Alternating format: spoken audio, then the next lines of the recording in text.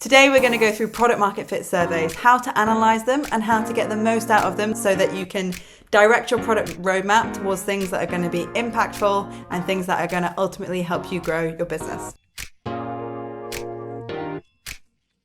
Hello and welcome to the CXL feed. My name is Rosie Hoggmascall. I'm a product growth consultant and author of growthdives.com. Product market fit surveys are one of the most important things to get a handle of in the early days and even later on as a scale up. So you might have product market fit going into new markets, going into new cohorts of users. You might lose product market fit over time. Some people say it's really hard to measure, and it is hard to measure. That's why using a lot of different ways is really useful. So qualitative metrics and quantitative metrics. Qualitative could look like retention. What does your month 2 retention look like? How many people are sticking around? Is that enough to make sure that you grow in a compound way?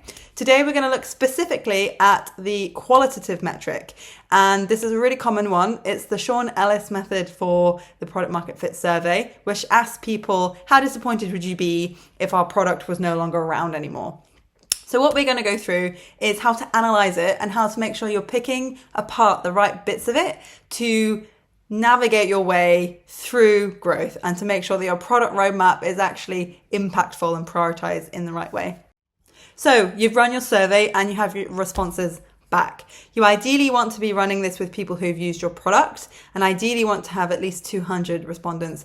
500 would be really good because we're going to split the data up. If you only have 200 people who have responded to your survey, as soon as you start cutting it up, your sample sizes get quite small. So first question, do you have product market fit? So you split your responses by the people who said they would be somewhat disappointed if you were never around, very disappointed, and not disappointed. Product market fit is when enough people love your product. And the measure of that is very disappointed is 40%. Then you have the people who are somewhat disappointed, and I would class these as the on the fence users. So they're not super power users like the very disappointed users, but they're also not your kind of detractors, who are the people who say they would not really care if your product wasn't around anymore. The first part of the analysis is tearing out why are some people power users and some people not. So we want to look at the demographic questions and the other questions in the survey that help you work out who you have better product market fit with. The reason for doing this is then you can feed that back to your marketing team and your growth team to say, hey, we are so much better with this career group, or we're so much better with this age group in terms of retention. So therefore we should go and target and acquire more people like that. Very disappointed is the key one to say, are you not a product market fit? So if you're under 40% here, it's not the end of the world. It's just what do we need to do to bump this up from 23% to 30%, 35% and 40% is the goal. More than that is exceptional. So what we do is we take the people who are very disappointed and we split them by all the other questions that were in the survey. So you could have asked people what their job type was. You could have asked people age, gender. A very common question is, what are you here for? What do you hope to get out of this? And splitting the percentage up is going to help you see who loves us more, who is more engaged in a way. So you have very disappointed by job title. You might have someone who's in marketing, or you might have someone who's in product or engineering, for example, if your product is a SaaS tool. And you might split the percent very disappointed by people who say they're in product or say they're in marketing or say they're in engineering. And you'll see the percent very disappointed change. So what you want to do is you want to column for the demographic. So you want to column for things like age, and then you want to filter your data by the different breakdowns, and then pie charts are good ways to do this. Take the number and put it into a table where you have job type, age, you can have the feature that they use the most, if that was one of the questions in your survey. You can have traffic source, where did you come from? And then you put another column in for the percent very disappointed.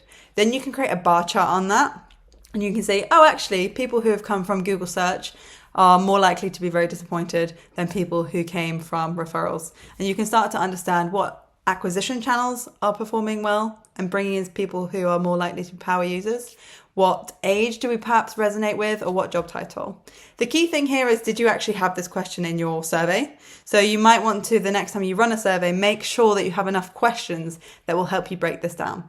So what you'll get out of this is, where should we focus our acquisition? Where should we focus our customer personas? You might have 6 personas, for example, and this sort of exercise can help you say, well, actually, this group of people have a higher product market fit score. Let's prioritize our personas. Let's go after these people. So that's the first one. Do we have product market fit? And who do we have better product market fit with? The second stage is looking at the people who are on the fence. So the people who said they were somewhat disappointed. This is where you'll get all the gold mines and all the gold nuggets to actually prioritize your product roadmap. So there's 2 thematic analyses, and there's a part 1 and a part 2. So the first one is you have to have your responses in a Google Sheet. And so you'll have all the people, and then you'll have columns for what they said as very disappointed, what was their main benefit that they get from your product. So the other big question in this survey, the really important one, is what is the value that you get from product? And that's what we're going to do in a thematic analysis here. So what you need to do is you need to copy and paste all of those main benefits into another tab, and then you're going to have to create themes. So what you can do is you can paste all of these into ChatGPT and Claude and say, hey, can you give me 5 themes to 10 themes based on all these responses? You give it a little bit of context. You can also refine the themes, and that will give you a little bit of a shortcut and make sure that you have the themes done beforehand. So you can use ChatGPT or Claude to work out what your themes are. Make sure you just have another read through to validate whether those are actually correct, if they're making things up. Put your themes over the top and then start counting. Okay, so this is this theme, this answer is this theme, this answer is this theme. What you want to do is then you want to total the themes. And so for the very disappointed cohort, what is the main value that people get? Okay, the theme is maybe for the SaaS product, the value is it's a really good price, or the value is that they can do things really quickly. So it could be price and time, could be your 2 big themes. So once you've done your thematic analysis, and this can take a little bit of time, what you want to do is create a matrix. So your matrix will look like this. You have your very disappointed people, and you want to work out why they love the product. Say top 3 themes. And you want to put that in this chart here. So maybe they have a few different value propositions, and you want to know the percentage of that cohort that said that thing. The second thing you want to do is look at the people who are somewhat disappointed, who understand the main value that the people who I would consider the power users see.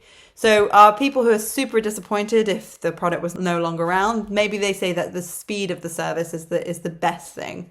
You then want to go to the people who are somewhat disappointed, who also understand that theme is a key value. So the interesting thing here is the fact that these people understand the value, but there's something that's holding them back, which is what's going to go in this box. And that's the most interesting part of this. The second part of the thematic analysis is looking at the feedback. So you want to take the people who are somewhat disappointed, who understand the main benefit that your power users understand. So let's say that's speed of your SaaS service, for example. Then what you want to look at is take those people who understand speed, but they're kind of on the fence, and look at their feedback. Again, paste them all into ChatGPT or Claude, get them to find the themes, and then come back to your sheet to look at the themes. So then what you'll be able to do in your matrix is look at, all right, of the people who are on the fence, who understand the core value, there's something that's holding them back. What's the top 3 things that's holding these users back? So you'll have improvement 1, improvement 2, improvement 3, and it's really useful to count these for other stakeholders, say how big was this problem? And that is the area of focus. That is the area that if you improve those things, you will move more people from being on the fence to being your kind of ambassadors, your power users. These are the things that if you fix them, you will increase your product market fit score. So what I've seen in the past is a product market fit score is very correlated with retention. So the more people that love you and would be very disappointed if you were no longer around is similar to the number of people who have come back in month 2. So it's a proxy for retention, but it's an incredible way for prioritizing your product roadmap. We don't really care at this point when you've got resource strained, you've got a runway, and you need to deliver growth. We don't really care necessarily about what the power users are paying. They're already hooked. They already love the product. We don't want to create a worse experience for them, but that's what would be in this box. And that's what a lot of people fall into. They end up doing product roadmap. We need to do all these feature requests from the power users, but with being really strict, that won't actually impact the metrics. Those are already the people who are sticking around. Those are already the people who perhaps are paying.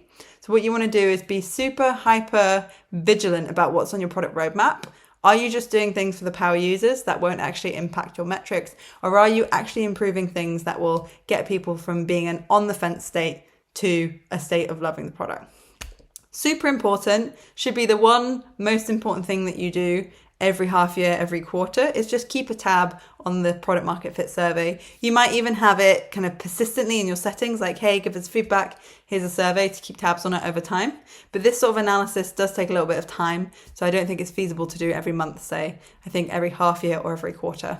You can also use Claude in Google Sheets, so you can have a Google Sheets plugin where you use Claude, and Claude can theme things for you. So say you had 2,000 respondents, instead of you going manually and saying that this response is this theme, this response is this theme, you can actually get Claude to go in to the Google Sheet and do that for you. So that can save you a lot of time. So in sum, super important, make sure that you do this, at least have a go at doing it, even if it's something that makes you feel uncomfortable because maybe it doesn't feel as complete. But it's one of the most important things for growth, and making sure you have product market fit can make your acquisition work harder, your funnel convert better, and improve your lifetime value. So important, go do it. Let me know how you get on, comment, and we'll see you soon.